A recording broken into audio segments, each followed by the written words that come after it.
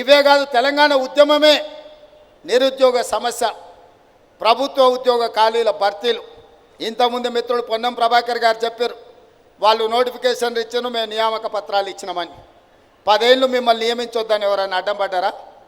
అన్ని శాఖలు మీ చేతుల్లోనే ఉన్నాయి కదా, అన్ని వ్యవస్థలు మీరే పట్టు బిగించారు కదా, అన్ని వ్యవస్థలను మీరే కబ్జా పెట్టుకొని మీ సుట్టపైన ఆర్టీసీలో ఎన్ని రకాలుగా చెలాయించిండో నేను చెప్పాల్సిన అవసరం లేదు. మీ అందరికీ రవాణా శాఖలు ఉన్న ప్రతి ఒక్కరికి తెలుసు కదా, హోంగార్డు నుంచి కమిషనర్ వరకు.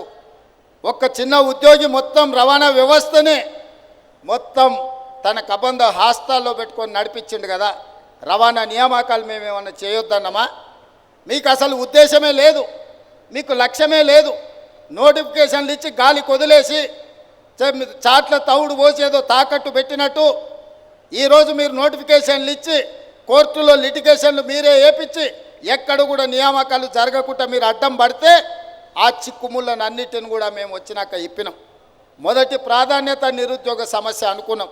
అందుకే మీరు నోటిఫికేషన్లు ఇచ్చి పారిపోతే 10 సంవత్సరాలు నియామకాలు చేపట్టకపోతే కోర్టుల్లో మూలుగుతున్న కేసులను అన్నిటిని పరిష్కరించి నిన్నటి గ్రూప్ 4 నియామకాలతోని మొదటి సంవత్సరంలో 55,143 ప్రభుత్వ ఉద్యోగ నియామకాలు చేపట్టి ఇంక్లూడింగ్ మీ డిపార్ట్మెంట్లో కారుణ్య నియామకాలే కాకుండా 113 మంది మీ ట్రాన్స్పోర్ట్లో ఆఫీసర్స్ నియామకంలో 97 మంది నియామక పత్రాలు మీ ట్రాన్స్పోర్ట్ కార్యాలయంకి వచ్చి నేను ఇచ్చిన వాటితో సహా ఈరోజు 55,143 ఉద్యోగాలు ఈరోజు మేము ఇచ్చినాం. ఎల్బీ స్టేడియంలో ఇచ్చినాం, పెద్దపల్లిలో ఇచ్చినాం, ఇక్కడ అంబేద్కర్ సాక్షిగా ఇక్కడ పట్టాలు ఇచ్చినాం. ఇంతమందికి ఉద్యోగాలు ఇచ్చిన రాష్ట్రం ఏదైనా ఉందా అని నేను అడుగుతున్నా.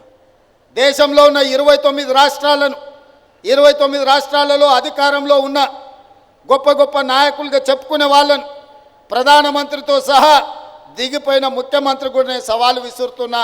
స్వతంత్రం వచ్చినప్పటి నుంచి ఏ ఒక్క సంవత్సరమైనా ఏ రాష్ట్రమైనా 55,000 ఉద్యోగాలు ఇచ్చిన చరిత్ర ఉన్నదా?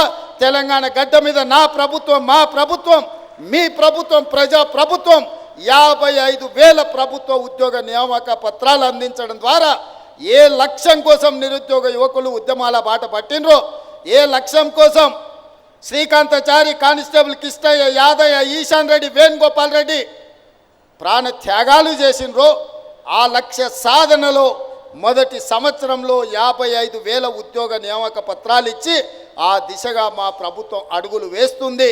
వాళ్ళ లక్ష్యం కోసం వాళ్ళు కన్న కలలను నెరవేర్చడానికి ఈరోజు మా ప్రభుత్వం నిరంతరం కృషి చేస్తుంది అని నేను ఈ వేదిక మీద నుంచి గొప్పగా నేను చెప్పదలుచుకున్నా. ప్రతి వాళ్ళను తలలు లెక్క పెడతాం. ఎవరికైనా అనుమానం ఉంటే ఇదే నక్లెస్ రోడ్డు మీద 55,143 మందిని ఇక్కడ పిలిపిస్తాం. మోడీ గారు, చంద్రశేఖరరావు గారు ఇక్కడ నిలబడండి, ఒక్కొక్కరి తల పెట్టుకోండి, ఒక్క తల తగ్గినా ఇక్కడనే మీకు క్షమాపణ చెప్పడానికి ముఖ్యమంత్రిగా నేను సిద్ధంగా ఉన్నా. ఇది మా చిత్తశుద్ధి, ఇది మా పట్టుదల, ఇది మా పరిపాలనకు గీటురాయి. అందుకే ఈరోజు ఈ లక్ష్య సాధనలో మేము ముందుకు వెళ్ళాలి అంటే ఇంకా మీరు మమ్మల్ని బలంగా ఆశీర్వదించాలి.